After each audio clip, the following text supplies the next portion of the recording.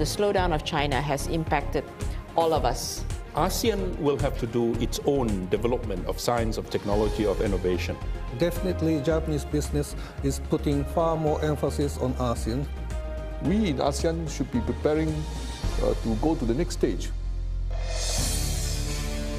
Southeast Asia has one of the world's highest levels of economic growth.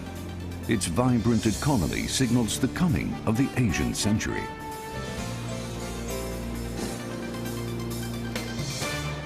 ASEAN is a regional group of 10 nations, a community of 600 million people with a GDP of $2.5 trillion US. It's on course to becoming the world's fourth largest economy by 2030. Member states have been moving toward economic integration since launching the ASEAN Free Trade Area in 1993. They have eliminated most of the tariffs within the bloc. 6 countries, including China, India, and Japan, have signed FTAs with ASEAN. The deals are often known as ASEAN Plus Ones. The region has an abundant and youthful workforce, along with a growing middle class.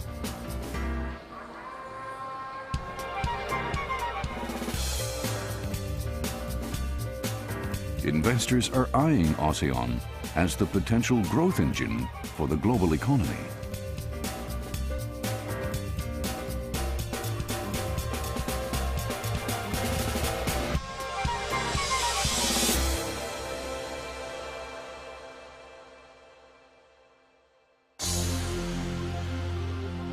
On January 12th, the Lee Kuan Yew School of Public Policy at the National University of Singapore and NHK World hosted a discussion on the future of ASEAN. Panelists came together from ASEAN countries and Japan. Mari Pangestu is a professor of international economics at the University of Indonesia.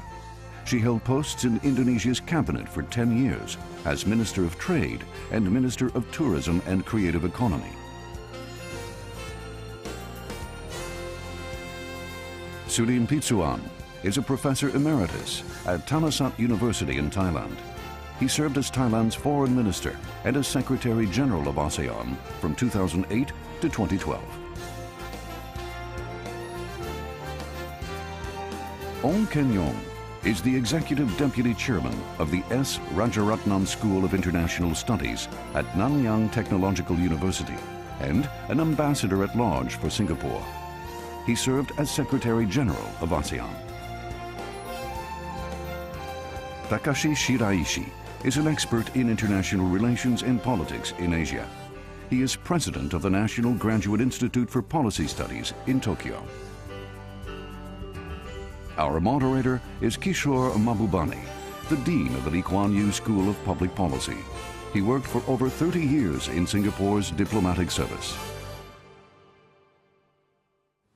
The theme today is ASEAN and its potential, whether it can stay at the heart of Asia, serve as an engine of the world economy, and become the core driving force for the Asian century. Let me give you some statistics. The region's GDP has increased from $37 billion in 1970 to over $2.5 trillion in 2014, an increase of over 67 times. So the region, which used to be the 10th largest economy in the world in 1980, is today the 6th largest economy in the world, and by 2030, it will become the 4th largest economy in the world. So you can see that ASEAN has had a dramatic track record of economic development over the last 30 to 40 years. And at the same time, ASEAN has also benefited a great deal by having been approached by so many countries to sign free trade agreements and economic cooperation agreements. So it has free trade agreements, I think, with China, with Japan, with Australia and New Zealand, with South Korea, with India. So lots and lots of countries want to come and cooperate with ASEAN, and as a result of that, the world trade, ASEAN's world trade has also grown. So welcome to the discussion. Well, I'm going to start by, as usual, thinking of a very difficult question to pose to some of our panelists. And I'm going to start with Takashi. And one thing that will surprise ASEAN countries is that, I spoke about the free trade agreements that ASEAN signed with various powers. Everyone assumed that you would sign it first with a, fellow capitalist country like Japan or Australia. Instead, China came along and was the first to propose a free trade agreement, and Japan was caught flat-footed. Why did Japan fall behind China in proposing a free trade agreement to ASEAN? Well, actually, Japan concluded FTA with Singapore before China even proposed FTA with ASEAN. And in a sense, I suspect that China learned FTA as an instrument of foreign policy very useful, and therefore used it in deepening its relations with ASEAN. And I remember, definitely, because I was in a committee, I was chairing a committee on the future Japan-ASEAN FTA already back in 2001, that we are already contemplating about it. But there was, as usual, a resistance from the Ministry of Agriculture at that time. And therefore, in fact, China took initiative in initiating FTA with ASEAN was a big boost for us. So it didn't come as a surprise, but rather it was a welcome move. That is actually what I wanted to say. Yeah. So in that sense, China-Japan competition benefited ASEAN? Oh, yeah. Yes. So what's your view, King Yong? You looked at all these free trade agreements when you were Secretary General. As Takashi said, the competitive dynamics among China, Japan, Korea was heightened by this idea of having an FTA with ASEAN. Bear in mind, ASEAN had 10 countries. If each of these big economies in Northeast Asia has to individually do a FTA bilaterally with each of these 10 countries, it will take forever. So having all of them in ASEAN and having just one agreement, Japan, ASEAN, China, ASEAN, Korea, ASEAN, it was much easier. So it was a good idea, and thanks to all the ASEAN economic ministers, mind you, when we agreed to this idea of FTA, we have to first get all our ASEAN countries agree. Yeah, we have to sit down and convince all the ASEAN countries that this is a good idea. And then we propose certain common position as we face the Chinese or face the Japanese or the Koreans. And that's how we popularize this idea of FTA in Southeast Asia together with the Northeast Asian neighbors.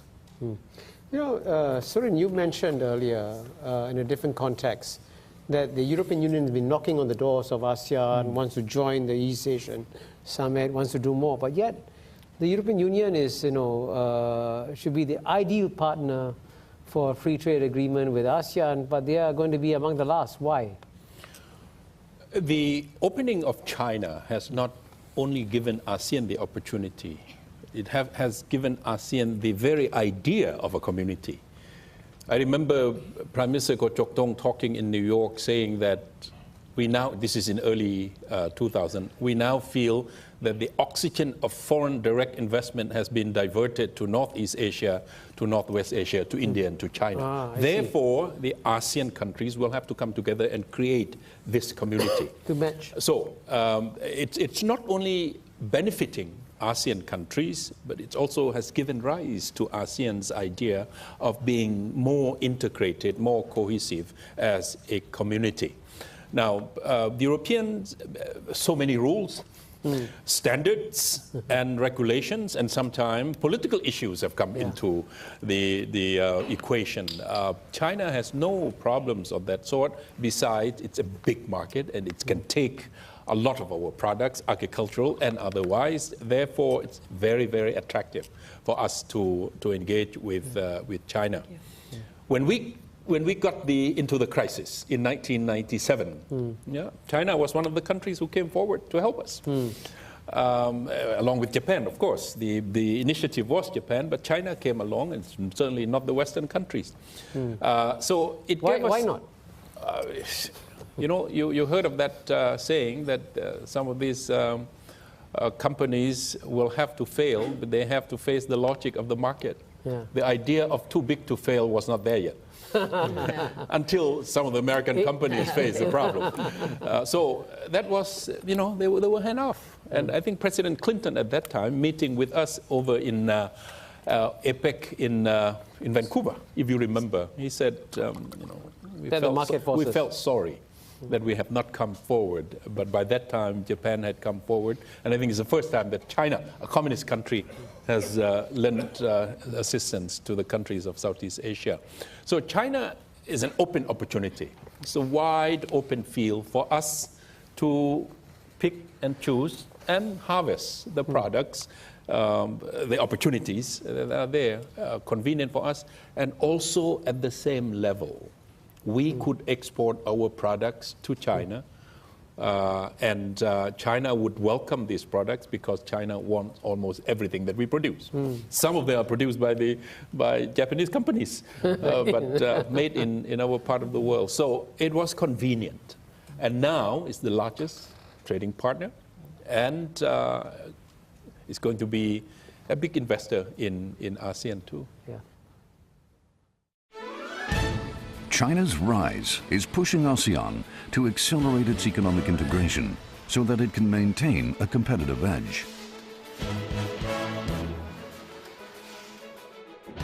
The bloc launched the ASEAN Economic Community at the end of 2015. It aims to build on the ASEAN FTA to create a single market and production base with a free flow of goods, services, investment, capital, and skilled labor. Most of the tariffs on goods have been eliminated already. But member states have been reluctant to remove non-tariff barriers, which restrict market access for people and companies from other ASEAN countries. The affected areas include banking, investment, and skilled workers' qualifications. ASEAN leaders still have a long way ahead of them to convince their people and industries to bring down their internal barriers.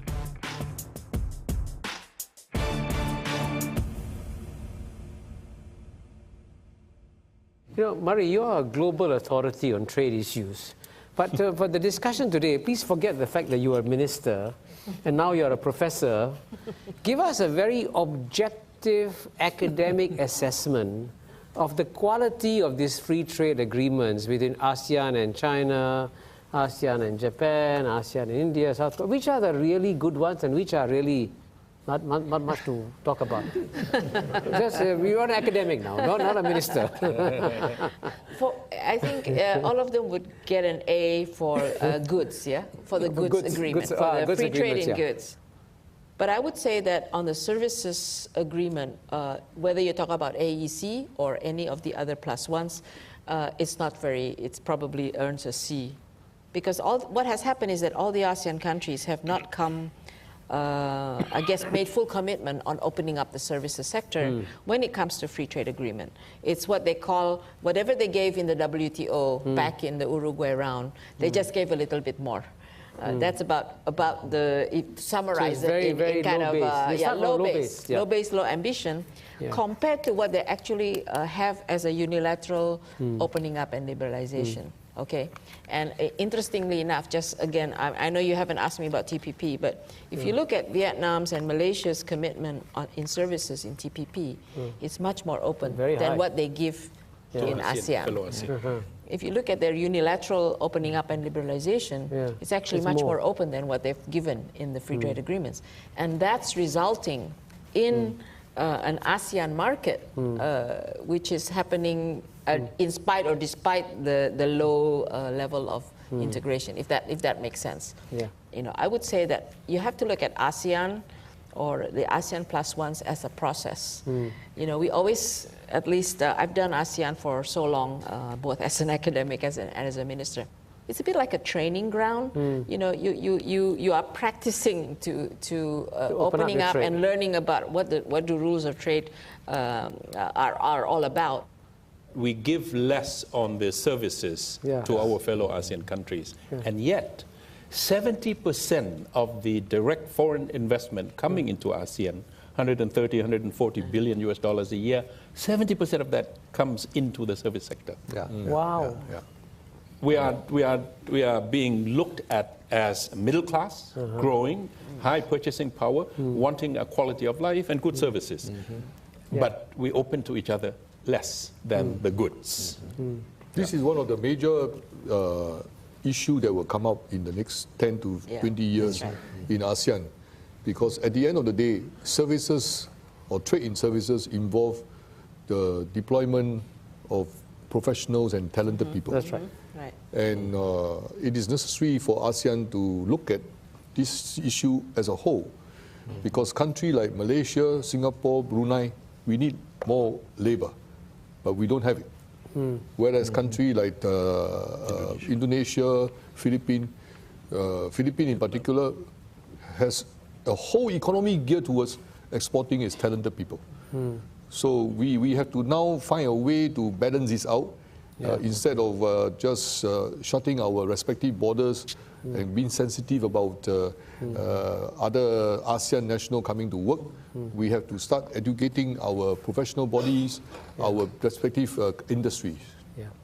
Mari, if I can ask you a very difficult question, I better prepare you for this.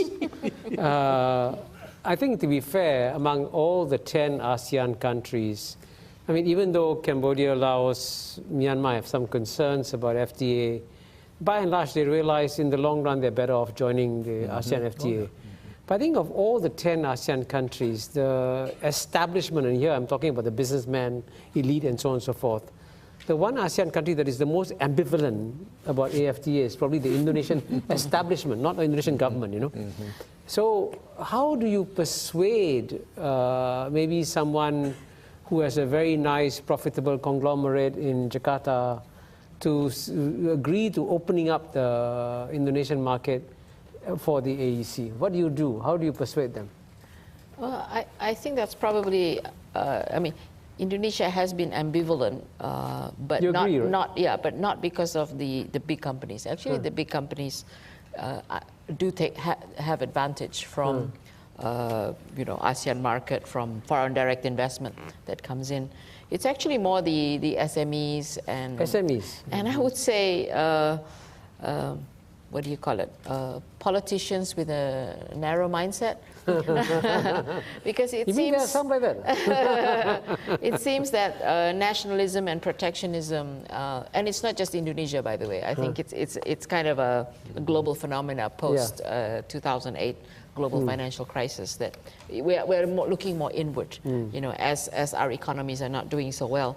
And it's misperceived. It's you know, we have this huge debate about AEC 2015, as if inside Indonesia. Yeah, as if, and it's a big misunderstanding in the sense that the thought is that 1st of January 2016, a gate will open, and then you'll have this huge flood of goods coming in. Actually, they don't realize this already happened, right? And it's very difficult to explain. You kept the secret from them. Because you know, it's been going on for years, and even with China, even if you didn't have a China-ASEAN FTA, you would still have to compete with Chinese goods. But it's not the language that can resonate very well with the common people. So what language so you use? have to be able to explain how it benefits you in terms of creation of jobs, in terms of you know, goods that are coming in at a lower price with better quality. And even then, sometimes it doesn't really help you. So then maybe investment is a more credible argument. But truthfully, I mean, candidly speaking, I think the easiest thing for politicians to do is to go anti-import. You know, we have to protect our borders. We have to look out, keep our industries inside. Yeah. The ASEAN Economic Community blueprint actually provides a roadmap for reform if you had the political will as a country to do it. I mean, I'll give you an example. Each ASEAN country is supposed to set up something called a single national window, right? Yes. So all exporters just go to one window and say, I export through the window. But how many windows are functioning? The windows are all there. But they're not connected. They're open. They're open, Kishore. The windows are all there, they're all open, but inside the window, instead of one table, there are 10 tables. So you have to go to each table to get a job. But actually, on the National Single Window, Sri Mulyani and I, when she was finance minister, we used that target, at that time it was 2008, to move the national process. You did? We said, if you're going to have ASEAN single window, first of all, we have to have a national single window. So we used that to do reforms. And it's working. And it worked. But I think after we were gone, unfortunately, there was a little bit of backtracking. But I think it's back on track now. I hope. So we had backtracking and back on track.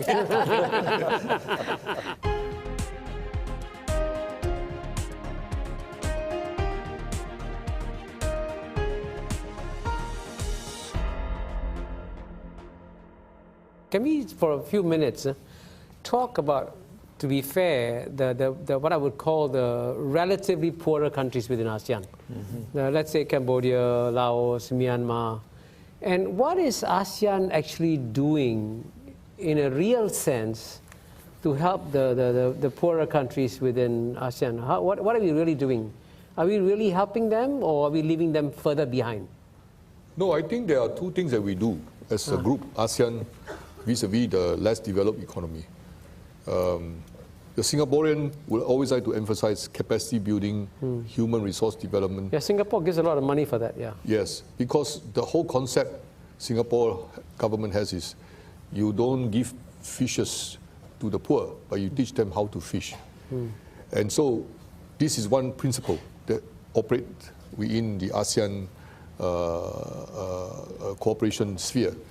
But at the same time, just to do that alone is not enough, because you have to encourage the SMEs and other industries in countries that are already having this to be able to enjoy some of the benefits so that they have incentive to do more for their own countries. So today, if you see the Vietnamese economy, we always describe Vietnam as part of the CLMV group. Cambodia, but Laos, Vietnam is Myanmar, shooting ahead. Vietnam, So there is a movement. There's a movement in ASEAN to say it's no longer CLMV, just CLM.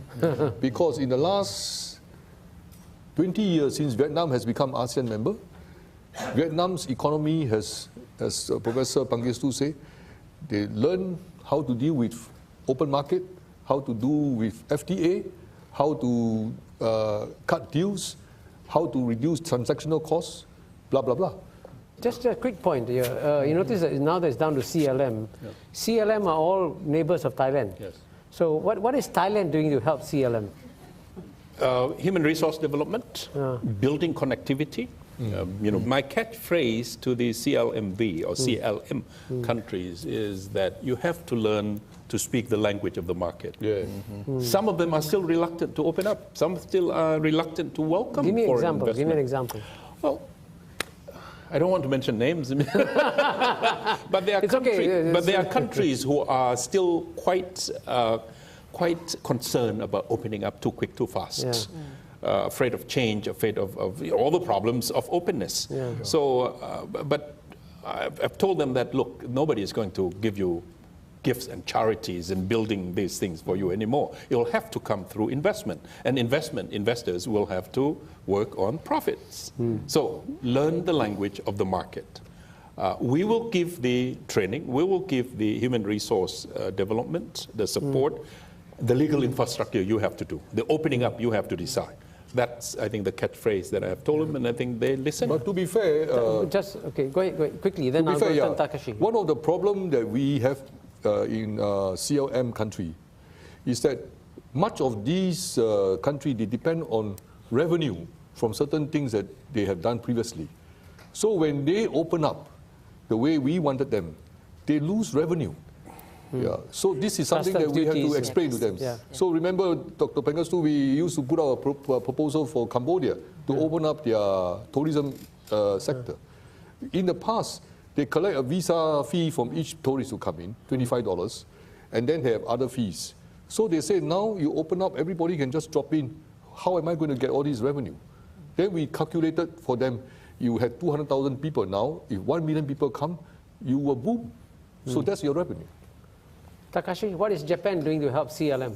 Well, I mean, one very important thing is Japanese firms have already a huge industrial clusters in and around Bangkok area, and but labor cost is rising in Thailand, especially in Bangkok area, and therefore some of the production processes are now moved from Bangkok to Cambodia, Laos, and it's increasingly Myanmar. Spillover effect. Yeah, so what Japanese firms call Thailand plus one. And therefore, even though the hub of operations remain in Bangkok, they are in fact putting some of the production facilities in Myanmar, Laos, Cambodia, and Vietnam. And this is going to increase in the coming years because of this building of transborder infrastructure system.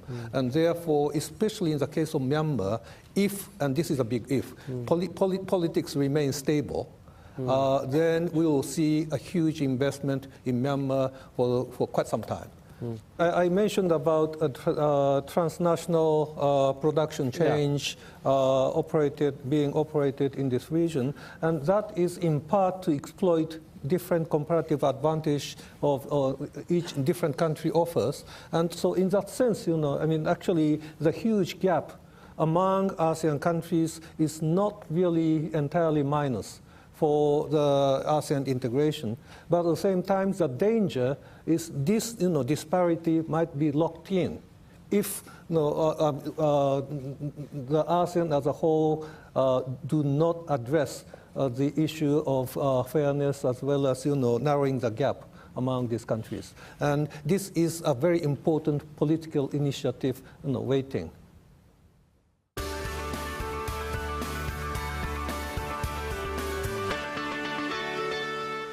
I'm going to ask Takashi, if you don't mind, another difficult question to you. When you were negotiating the TPP and you saw that only 4 ASEAN countries were joining, did Japan actually try to persuade some other countries, for example Thailand, and say, Thailand, actually, it is in your interest to actually join TPP? Do you believe that Japan also should exercise proactive diplomacy in ASEAN? Well, certainly. Or do you believe in being passive?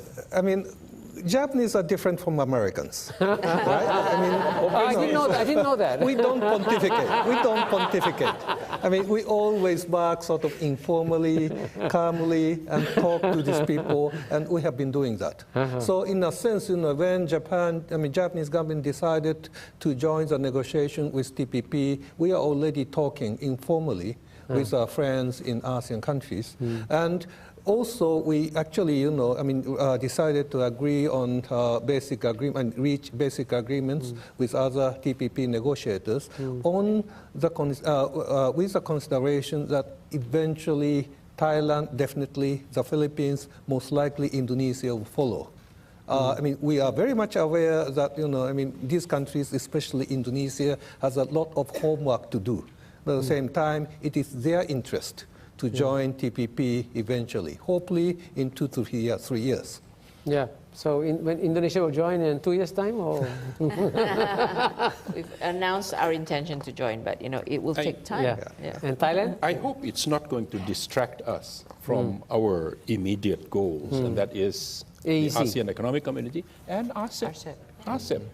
For me, I think you should look at the TPP as an incentive, as an encouragement that we should get on with our work in front of us.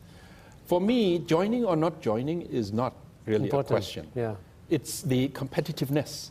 It's the preparedness of all these countries. Thailand, Philippines, Indonesia have expressed intention to join. But if you join and you cannot compete, you are not going to benefit too much.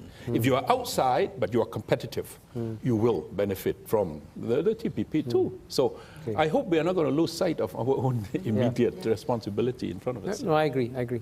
But let me bring in the big elephant in the room that we haven't talked about, and which is that if you did an objective analysis of likely economic trends of where ASEAN will be 10 years from now, 20 years from now, I guarantee you that the studies will show that ASEAN will get more and more integrated economically with China. It's just by sheer force of nature in some ways, you know.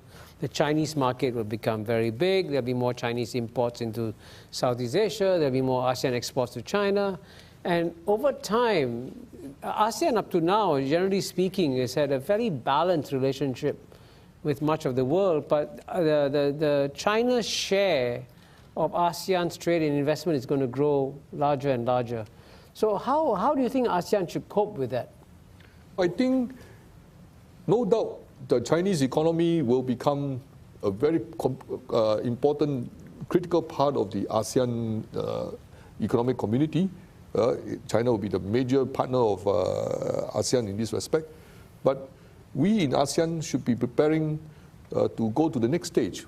Because if you look at the trade figure of ASEAN and China today, much of the value from the trade with China comes from export of mineral and natural resources. And as I understand, the Chinese economic planning now is to develop more consumption-based economy, right? So you cannot just be relying on your export of coal and palm oil or mineral resources. Oil and gas. Which is that we have to develop more manufacturing sector, services sector, so that we can cater to the Chinese demand, consumer needs, but consume more manufactured products of ASEAN, which means that they can bring in more investment, set up factory that create jobs that Dr. Murray talked about. Yeah, this means good for the Indonesian economy, for the Myanmar economy, because at the moment they need jobs.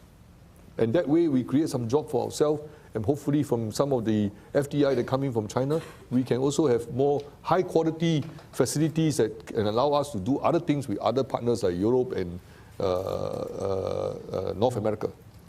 So, Surin, what's your view about China's... I tend to agree with Keng Yong. I think China will grow, but ASEAN will not be static. What we will have to do is to diversify our own industrial base. Most of the countries of ASEAN, most economies of ASEAN are dependent on external factors. External capital, external technology, external management. In the end, we export the products. External markets. Yeah. ASEAN will have to do its own development of science, of technology, of innovation. We have not done enough. Many of us are at risk of being caught in this middle income trap. Singapore is the only economy that has done enough on the innovation, on the science, on the technology. The rest of them are dependent on technology from outside. So ASEAN too will have to transform itself. ASEAN too will have to invest more and then export more of the intellectual content, more of the technological content to a market like China, rather than just the food, rather than just the raw material. So China will continue to grow, expand as a market, but ASEAN too will be transformed, and we will have to transform ourselves. Yeah, let me get the views of Takashi and then Murray on China and ASEAN. Takashi, I wonder whether Japan has any long-term grand strategy to ensure that China's Monroe Doctrine doesn't succeed and Southeast Asia becomes an economic satellite of China? Well, first of all, let me say that Japanese investment ASEAN is still larger than Japanese investment in China. And over what are the figures like, roughly? About 25% even larger than Japanese investment in China. And over the last 3-4 years, Japanese investment in ASEAN is 3 times larger than Japanese investment in China. So definitely Japanese business is putting far more emphasis on ASEAN for many different reasons. That is actually very important to keep in mind because that in fact sort of drives the Japanese government to engage ASEAN countries as one of the most important areas. So in a sense, what you can see is, very nuanced, mixed interactions among Japan, US, Korea, Taiwan, and other countries, as well as ASEAN countries in this region, investing, trading, and doing infrastructural development and so on. One factor I think, which we really need to watch is actually the kind of projects that might be implemented in the name of One Belt, One Road. Because, as I can see, China's initiatives in One Belt, One Road is a kind of a counter-American rebalancing. And so it has both geopolitical dimension as well as political economy initiatives. And this One Belt, One Road initiative is in fact a collection of disparate infrastructure projects, like building port facilities, highways, railways and power stations and so on. Like the Jakarta-Bandung Railway. Yeah. But the question is where and in what types of project Chinese government is going to invest. Yeah. Whether they are going west to Central Asia and Middle East, that's right, or they are coming down. Good question. This has a major, geopolitical and economic implications. Okay, very quickly, Mari, your views on ASEAN and China before we do the final round of pragmatic suggestions.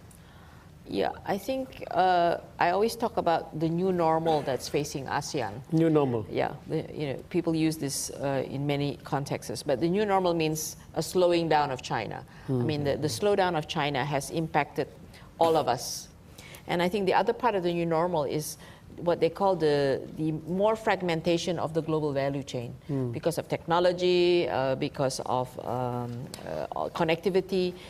And that's where you can't just focus on goods. You've got to focus on services as well. So efficient services, human capital development, movement of skilled professionals, that's going to be the new normal. And that's something that each of ASEAN countries have to be aware of.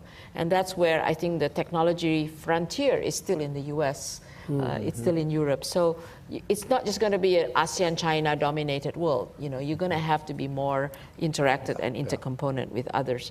And there's the demographics. That would be the final part of the new normal. You've got aging in Japan and China and even Thailand, I was told. And Singapore. And Singapore, So and the rest, but the others are youthful population. So that's going to change the where the labor-intensive production will go and how do you take care of the aging population. And it's actually whether it's health, whether it's grey tourism, whether it's caring for old people. These are all actually potential areas of interactions.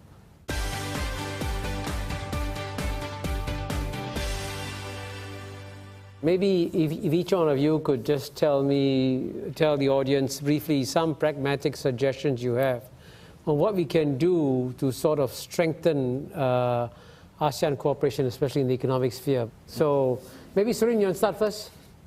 One is increase, and I have said this before in the economic ministers, increase that figure. 25% intra-ASEAN trade is not going to be viable. Yes. No economic community, compared to NAFTA, compared to the EU, 68, 70%, 80, 85%.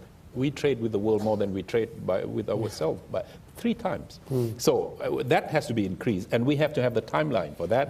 By the year 2020, how much we want? 28, 29%. By the year 2030, we want 30%. That's the one. The other one is invest in the science, technology, and innovation. We have to. Otherwise, we will be stuck. I'm not worried about the big ones. I'm not worried about the national ones, but I'm worried about the SMEs. And I think we can do it because SMEs in each economy, in our economy is 60, 70% of the employment and contributing so much to the GDP.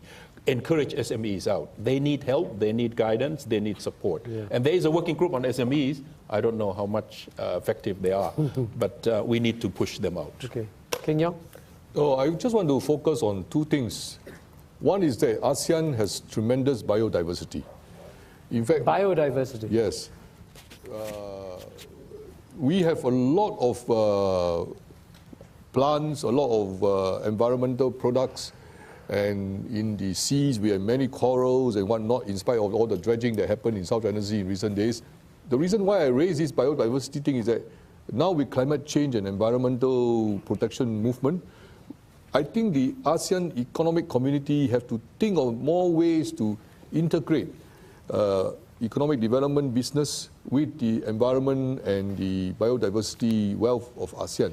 We have all this. We have biodiversity under the environment minister. We have climate change under different working group, blah, blah, blah. But we have not yet now integrate all these into something commercially sustainable and viable. So now going forward, we should try to integrate this quickly. And then we probably can develop the green technology which we can grow with China and with the European Union or India. Okay. Takashi, very quickly.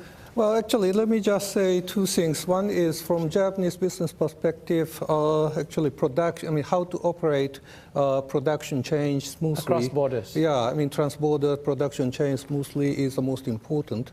And in that sense, I mean, reduction in tariff barriers is welcome. At the same time, you know, I mean, reduction in non-tariff barriers, as well as liberalization of service. I mean, these two are very important. And the other thing, you know, I mean, we have been talking about, I mean, political leaders make decisions, but quite often nothing is followed up. And I think, you know, part of the reason is actually senior officials don't really understand the importance of those decisions.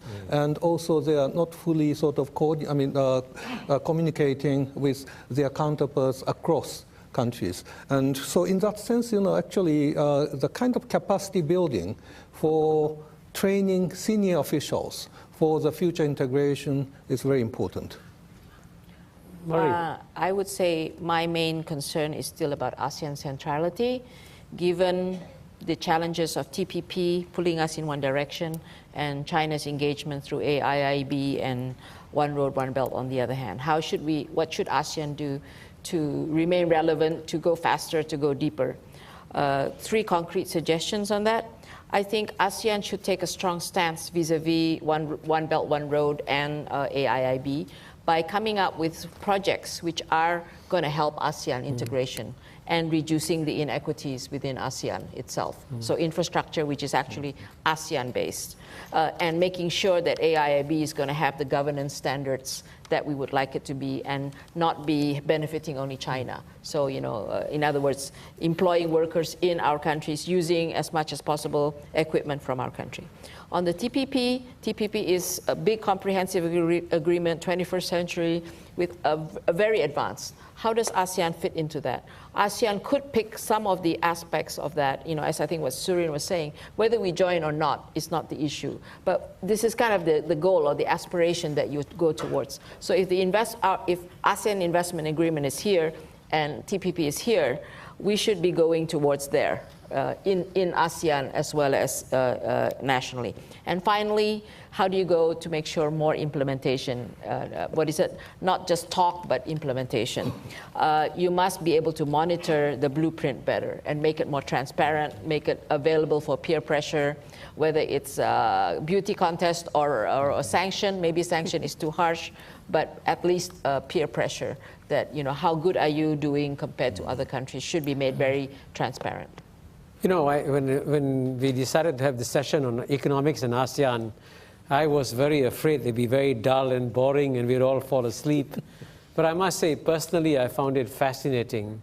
And ASEAN's got to do a better job of marketing what it actually has done in many ways and what many people are actually not aware of in many areas. And I think this panel has actually brought out many concrete areas in which ASEAN has moved ahead. I think I personally learned a lot from this discussion, and I'm sure you have all done so. So please join me now in thanking this distinguished panel.